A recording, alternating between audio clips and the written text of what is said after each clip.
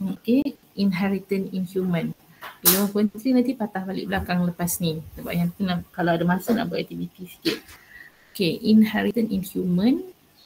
So pewarisan atau genetik ni sebenarnya adalah suatu benda yang macam kita kata very interesting, very complex. Tapi dia ada, kamu boleh buat calculation. So hari ni kita akan tengok types of human chromosome. So there are 2 types of human chromosome. Okay. Jumlah human chromosome semua orang tahu Ingat ke? Tahu. Berapa? 46 je. 46. Okay, total number of human chromosome is 46. 23 is for gamete. Gamete. Either sperm or ovum. Okay. Type of human chromosome, sama kita belajar 46 je, general je So sekarang ni kita nak bagikan betul-betul kepada jenis dia. Okay, type of human chromosome, there are 2 type of human chromosome. One is autosome, another type is sex chromosome. Okay, autosome ni daripada 46 out of 46, autosome is 44 chromosome. 44 chromosome we call as autosome. This one autosome ni. Okay, so kalau kita susun kita punya all the chromosome, 46 chromosome, okay, dalam susunan dari segi dia ada pair dia kan, homologous chromosome, pair dia kita susun pada arrangement dari segi size. So kat situ kita akan dapati yang ini kita panggil sebagai karyotype So susunan kromosom dari segi dia punya pair dia dan juga dia punya structure dia dan juga size dia. So ini kita panggil sebagai susunan karyotype. So susunan ni kita susun semua sekali ni. Okay, kita akan tengok ada 23 pairs. So daripada 23 pairs ni, 22 pairs adalah autosome. Daripada pair number 1 until pair number 22. Kita panggil sebagai autosome. So, okay, this one they control all characteristic of somatic cell. Okay, karakteristik of somatic cell ni maksudnya karakteristik biasa sebagai human lah. Apa yang menjadikan kamu human? Seperti type your blood group, okay, your height, your skin color, your shape of nose, your hair type, your eye color. So semua proses-proses dalam badan yang dijalankan oleh badan kamu semua tu gene dia located di dalam autosome. Semua letak dekat area sini, autosome ni. Semua gene yang mengawal proses dalam badan, gene yang menunjukkan fizikal kamu, semuanya berada di autosome.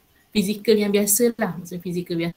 Okay. However, there are last pair of chromosome ni, sometimes pair tu sama, sometimes pair tu dia tidak sama. So the last pair ni kita panggil sebagai sex chromosome.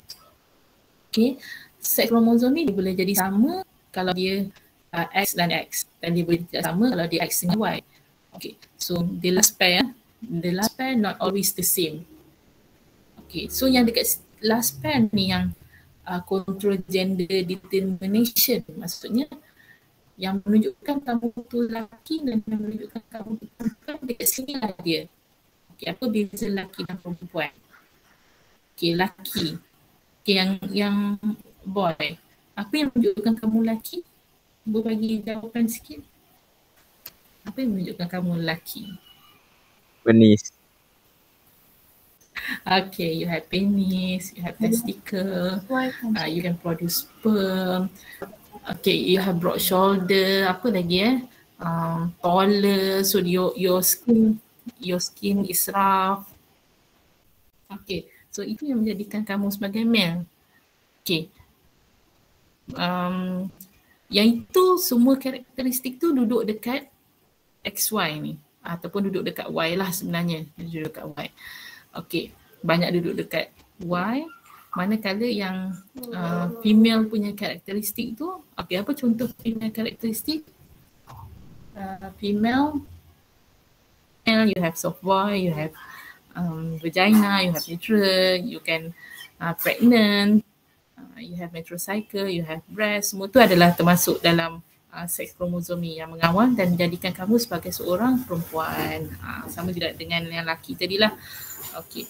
So itu sikit je berbanding dengan semua sifat-sifat lain yang ada pada kamu yang membezakan kamu dengan organism lain. Yang tu semua duduk dekat pair 1 until pair 22. Only yang melibatkan gender sahaja yang duduk dekat pair 23. Okay, so kita teruskan. So karyotype tadi kita kata ya, susunan kromosom kamu in pairs based on homologous chromosome in terms of size, centromere, location and bending pattern of chromosome. So susunan tu kita panggil sebagai karyotype. So karyotype ni bila kita dah tahu ada dua jenis kromosom tadi, kita boleh bahagikan, kita boleh tulis kamu punya 46 of kromosom tu dalam bentuk macam kat bawah ni lah, male karyotype is 44 plus XY. Okay, so jumlah dia 46 lah, 44 tambah X tambah Y 46 ya. Cara ditulis tu bila kita mengasingkan antara autosom dengan seks kromosom. Okay, female karyotype kita akan tulis 44 plus XX. So total 46 juga, 46 kromosom. Okay, however, boleh dengar suara cikgu? Kena check selalu ni. Okay.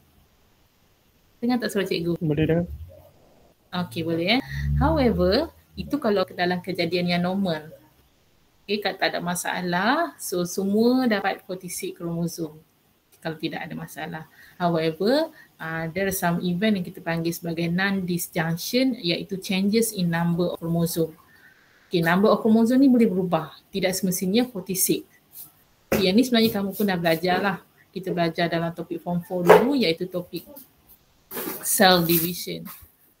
Okay, so bila berlakunya failure of separation, okay, failure of separation, yang ini kita untuk homologous chromosome during anaphase 1, ataupun satu lagi dia boleh berlaku masa anaphase 2, tapi ini adalah failure of separation of sister chromatid. So bila berlaku salah satu daripada kejadian ni, okay, dia akan menyebabkan adanya berlaku non-disjunction ataupun changes in number of chromosome. Okay, so kita tengok kat sini ya. Ini yang berlaku, yang gambar sebelah kiri ni adalah yang berlaku dekat meiosis 1, non-disjunction yang berlaku dekat meiosis 1. Okay, homologous chromosome tidak terpisah ya kat sini. So yang ini lebih teruk. Okay, sebab apa? Daripada awal dia dah non-disjunction telah berlaku, so dia akan efek pada semua daughter cell. Okay, dia akan efek pada semua daughter cell, di mana semua daughter cell akan mendapat abnormal number of chromosome. Okay, kat sini awal-awal dah satu lebih satu kurang, so kamu tengok bila dah terpisah, yang bahagian sini dah terlebih, bahagian sini dah terkurang. So bila dipisah lagi, the cycle yang kedua untuk cytokinesis yang berlaku dalam meiosis tu. So this one patutnya tadi for kromosom dapat 2, tapi kat sini dapat 3, kat sini dapat 1. Okay, so ini patutnya dalam bentuk 46 lah ataupun dalam bentuk 23 pairs, tapi kita tunjukkan dalam bentuk 4 kromosom sahaja contoh So 4 jadi 3 dan 1. Yang ni lagi teruk lah keadaannya. However, bila non-disjunction dia berlaku dekat meiosis 2, so yang ni ada separuh selamat, separuh lagi berlaku non-disjunction. Tengok kat sini kat sini dia terpisah. Okey, yang di sini dia meiosis 1. So yang meiosis 2 dekat yang sebelah kanan ni dia normal je. Sebab non-disjunction tidak berlaku dekat sini. So yang ini 50% akan dapat normal number of chromosome. Okay, however, yang sebelah kiri ni non-disjunction berlaku, so separuh daripada gamet dia akan dapat lebih, yang ini akan dapat kurang. Okay, so kat sini dia tulis ya. So sorry, yang ni cikgu tadi tersebut daughter cell, sepatutnya cikgu sebut gamet. Sebab bila meiosis je dia terus dapat gamet. Samalah, tapi daughter cell spesifiknya dia hasilkan gamet kat sini. So the gamete produced from the non-disjunction, okay, dia akan possess number of chromosome which is less or more than 23. Okay, so dari segi bila dia berlakunya fertilization pula, so gamete ni even dia fuse dengan normal gamete. Abnormal gamete dia fuse dengan normal gamete, tapi still juga dia dah carry number yang berlainan ya, 22. Kalau normal 23 gabungkan jadi 45 ataupun 24 plus 23 dia jadi 47. Jadi still juga the zygote ataupun the offspring yang dihasilkan tu still juga mendapat abnormal number of chromosome. Individu yang ada 45 or 47 ni. Yang sedengar kan? Down syndrome itu. Down syndrome. Okay. So ini contohlah kita nak tengok ya. Contohnya Down syndrome. Selama ni macam tanya apa yang menyebabkan dia orang ni kena Down syndrome. Yang dah tahulah. Kalau yang belum tahu, Down syndrome ni sebab dia abnormal number of dia punya kromosom. So abnormal number kromosom dia terlebih satu. Okay, terlebih satu dia spesifik pula tau. Dia terlebih satu, non-disjunction tu ataupun the failure of separation of chromosome tu berlaku pada pair number 21. Dia spesifik, pair number 21. Dia lahir kan, so doktor tengok ada berlaku macam dia punya fizikal dia macam mana. Lepas tu tengok dia punya development pun delay. So doktor akan check kalau dia punya location yang berlakunya abnormal kepada 21, so dia termasuk dalam Down syndrome. Yang ni kita panggil sebagai trisomy 21. Inilah gambar kat sini 45 plus XY untuk lelaki. Kalau yang untuk female 45 plus XX lah. Okay, there is an extra chromosome for chromosome pair number 21 can occur in both male and female. So yang ini kamu kena buat kerja sikit lah, cikgu tak letakkan apa physical, the common karakteristik ataupun common physical feature untuk Down syndrome. Kamu kena cari. Apa contoh dia? Siapa yang tahu boleh share lah kot. Apa contoh dia kalau tengok gambar kat sini? Same face, rupa sama. Rupa sama. Dia punya rupa tu macam mana? Mata dia macam jatuh sikit. Yes, dia ada slanted. Okay, so seterusnya adalah Turner syndrome. Turner syndrome ni dekat sex kromosom kat sini ya. Okay, di mana kat sini ada satu je, sepatutnya XX. So yang ni lelaki ke perempuan? Boleh tahu ke kalau tak ada cukup? Boleh tahu? Boleh. Female. Apa?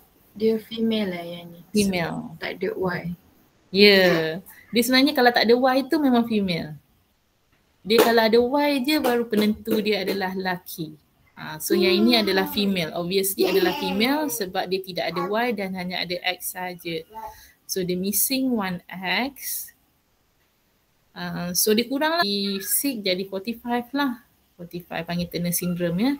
Okay, total number kromosom 44 plus X. Tapi kita jarang tulis X, selalunya kita tulis XO. 44 plus XO. Macam yang bawah ni ya, XO. Okay, the missing X chromosome in the pair of sex chromosome. So gender obviously female. Sebab dia tidak ada Y ya. Okay, so setiap Turner syndrome individu tu berbezalah dia punya complication dia.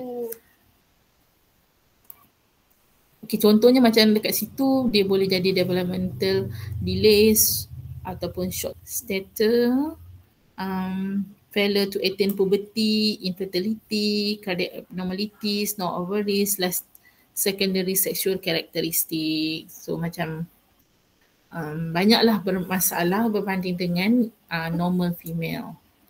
Okay, tapi sekarang ni macam awareness tentang Turner syndrome ni dah semakin meluas. Dah orang pun dah tahulah, dah macam aware tentang perkara ni.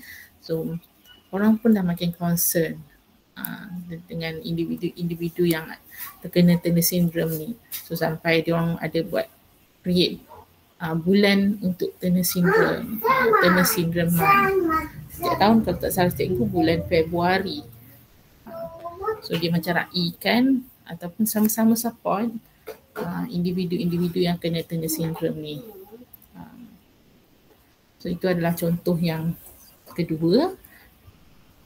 The genetic disease caused by non-disjunction.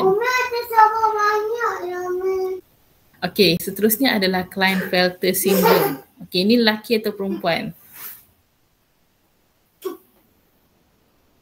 Lelaki.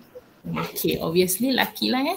Walaupun kamu nampak XX, female ada XX kan, tapi disebabkan Y tu, penentu dia ada Y tu, so dia adalah male. Klinefelter syndrome. Okay, so yang ni terlebih pula, dia terlebih 1X. So, kalau kamu tengok kat sini, 47 lah. 47 which is 44 plus XXY. Okay, extra X chromosome in the pair of sex chromosome. So gender, obviously it's a male. Okay, so complication yang mungkin dia dapat adalah seperti secondary sex characteristic not well developed. So kalau kamu tengok kat sini, dia punya physical dia, dia physicalnya not sepenuhnya macam lelaki lah. Okay, so dia tidak sepenuhnya seperti lelaki. Kalau lelaki selalunya badannya lebih tegap kan, lebih tough. Tapi yang ini dia macam fizikal perempuan sikit. Untuk yang kamu sekarang ni, kalau yang sekarang ni yang lelaki kamu kurus kan, itu belum lagi sampai waktunya. Suatu masa nanti bila kamu dah umur 21 above, dengan sendirinya badan kamu semua akan jadi sasa. Berbanding dengan yang ini tidak. Walaupun dia dah jadi adult, still juga dia punya secondary sex characteristic not well developed. Dia akan jadi skinny. Macam itulah, less muscular body, broader hip. Patutnya broader hip ni untuk perempuan kan, tapi lelaki pun broader hip. Tapi juga dia punya breast dia larger breast, ataupun dia tidak sekuat lelaki biasa, ataupun mungkin dia ada small testis, small testicle, small penis, ataupun delay in puberty, ataupun mungkin boleh infertility. So ni adalah benda-benda yang kita kata bukan sesuatu yang kita patut jadikan sesuatu yang benda apa funny lah, kita mentertawakan orang. Tak, benda ni adalah suatu penyakit ciptaan Tuhan yang kita tak ada orang pun yang nak. Semua orang pun tak nak benda ni berlaku kat masing-masing Tapi bila kita tahulah Tuhan dijadikan ada yang normal, ada yang kurang normal macam ni untuk kita makin bertambah ilmu. Untuk menjadikan ilmu tu lebih luas untuk kita pelajari. Bukan kalau semua orang je normal, ilmu tu jadi terhad lah kan. Jadi bila ada yang normal, jadi ilmu tu jadi semakin luas. Jadi kita akan belajar dengan lebih luas dan kita akan lebih bersyukur lah dengan apa yang kita ada. Okay, Down syndrome yang ramai tak tahu. Okay, tak apa. So kita tengok dulu. So, cikgu close submission dulu Thank you. Di sini memang pasal genetic disease ni pun kamu jarang terdedah jugalah kan. Hanya tahu pasal Down syndrome. Nanti cikgu cerita kenapa kita tahu pasal Down syndrome je. Okay.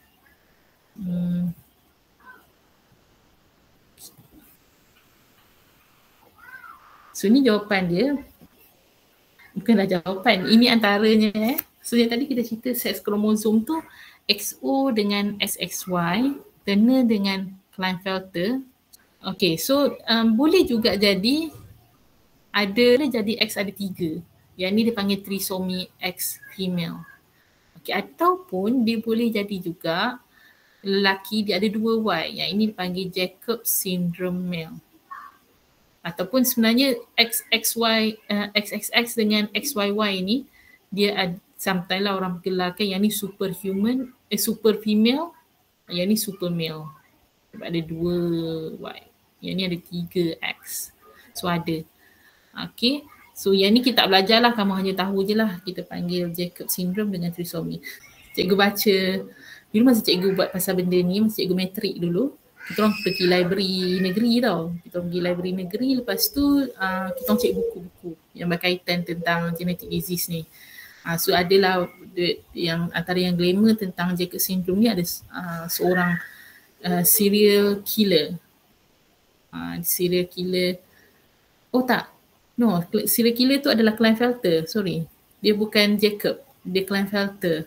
Dia adalah serial killer, dia lelaki dan pembunuh bersiri lah pada zaman tahun 19 berapa dulu, lama tu, 60-an ke 70-an ke. Dan bila doktor check kan, dia punya kromosom tu memang terlebih 1X. So maybe lah cikgu bayangkan bila terlebih 1 act tu dia punya emotion dia terlebih kot. Dia lelaki yang emotion macam lebih-lebih sangat macam perempuan. So menyebabkan dia menjadi serial killer. Maybe lah kot. So Nama adalah dia juga. Joe cikgu. Apa dia? Nama dia Joe. Ya kot. Ya kot. Adalah orang kaitkan juga. Klinefelter kan? Klinefelter rasanya tu dia bukan Jacob ni. Dia ada Tapi extra ada X. extra X. Hmm. Extra X tu. Tapi ada jugalah, ada setengah lah orang, tapi yang tu cikgu tak jumpa lah data dia. Cuma cikgu masa cikgu baca dekat library dulu tu, cikgu memang baca lah. Dia kata setengah penjenayah ni, dia ada yang datangnya daripada dia, kenapa dia tak boleh berfikiran normal, dia jadi penjenayah.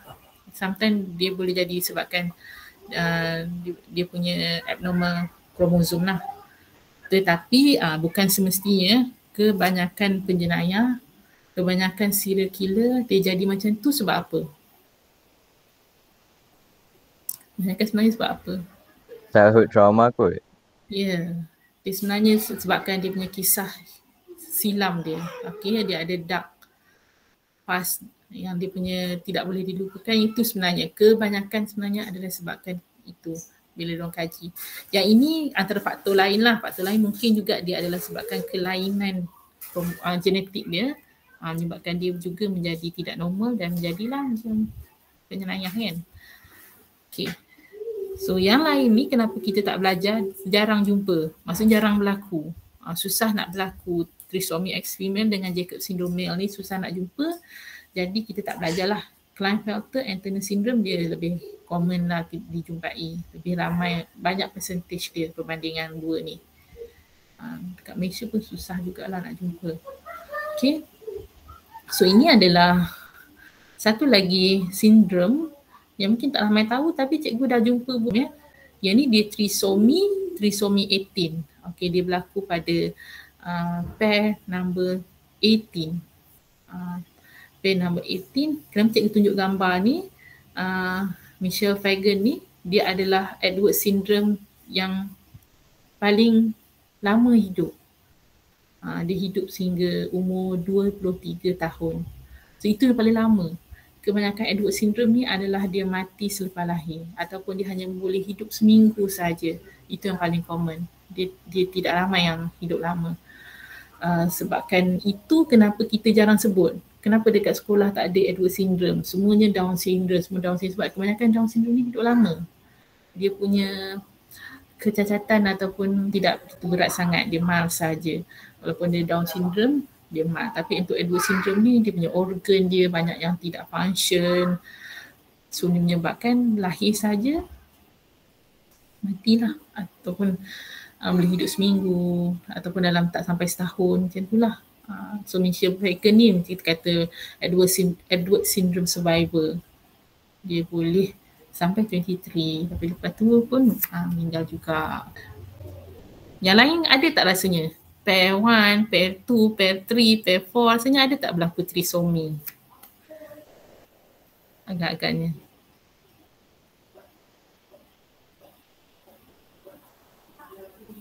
Disease lain kot.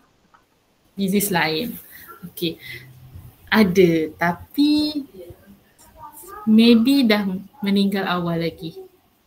Okay. So kita kata kita tak jumpa. Kita tak jumpa yang kita biasa jumpa, Down syndrome, Klinefelter syndrome, Turner syndrome yang tadi tu. Edward syndrome pun dah makin common ya, sebab kita tahulah benda pemakanan kita ataupun apa yang berlaku dekat sekitar kita ni banyak benda-benda yang boleh menyebabkan mendatangkan mutation. Jadi Edward syndrome pun dah makin biasa dengar. Cuma dia meninggal awal. Okay. Cuma yang lain ni kita assume dia meninggal daripada dalam uterus lagi. Okay, dia maybe ada. That's why kalau macam tengah orang kata kan, kalau berlakunya keguguran ataupun miscarriage yang kita tidak tahu sebab dia, tiba-tiba je berlaku miscarriage, kita akan, kalau orang tua dia faham lah. Dia kata tak ada siapa yang salah. Memang benda tu sendiri jadi, dia mungkin penghasilan dia tidak elok. Dia zygote yang hasil tu tak elok, maka dia telah miscarriage di peringkat awal. Faham tak? Nak cikgu nak pergi pula. Okay, so that's why kita tidak jumpa lah. So kita boleh assume yang miscarriage yang berlaku di peringkat awal tu berkemungkinan adalah telah berlakunya abnormal genetik pada the embryo. So the embryo tu awal-awal lagi dia dah tidak survive. Jadi kita tak jumpa lah. Mungkin telah berlaku trisomy 1. Itu dia telah, sebab kita tak pernah check kan. Orang yang semua yang miscarriage tu, kalau kita check, maybe kita akan jumpa semua benda ni. Ini benda tu akan berlaku lah, boleh berlaku. Cuma dia tidak survive, maka kita tidak jumpa dia. Salam. Bawa. Salam dulu. Mas pakai yang apa? Nana masuk Umi. Tak, bagi Mas. Okay, yang cikgu tak masuk tadi tu, sorry. Ini cikgu tak masuk lah sebab yang ni pun dah ada belajar minggu lepas tentang locus, gene, allele. So dia punya perumpamaan dia ada macam ni lah. Okay, ni macam kita kata analogi. Analogi ni benda yang kita compare kan dengan suatu benda yang lain untuk memahamkan suatu benda yang kita nak fahamkan tu kan. So analogi dia, kromosom ni umpama satu shopping mall ni panggil kromosom. Okay, dalam kromosom ni dia ada parking. Okay, poin-poin yang dia dah set situ, parking tu kita panggil sebagai locus. So locus ni adalah parking car park. Okay, level 1 dekat tempat-tempat tertentu lah. Dia ada poin-poin tertentu yang dia dah setkan sebagai locus. Okay, so locus tu dalam analogi ni sebagai parking kereta lah. Manakala gene tu dia tak spesifik. Gene tu dia sesuatu, dia membawa sesuatu karakteristik yang tapi dia ada pada setiap locus. Tapi dia tak spesifik. Contohnya sedan car, tapi dia tak spesifik sedan car yang mana satu. So the gene tu adalah the general karakteristik yang control karakteristik yang duduk dekat setiap locus. Okay, bila pergi pada allele, dia adalah gene yang spesifik. Okay, bila sedan car tu karakteristik dia sedan car yang mana satu? Sedan car yang P ke, yang Q ke, yang R. So itu adalah allele yang spesifik form of gene. So, ini yang sama macam last week lah pun dah bincang kan. So kalau kamu tengok ni sebenarnya nanti nak buat aktiviti juga tak sempat, tak apalah.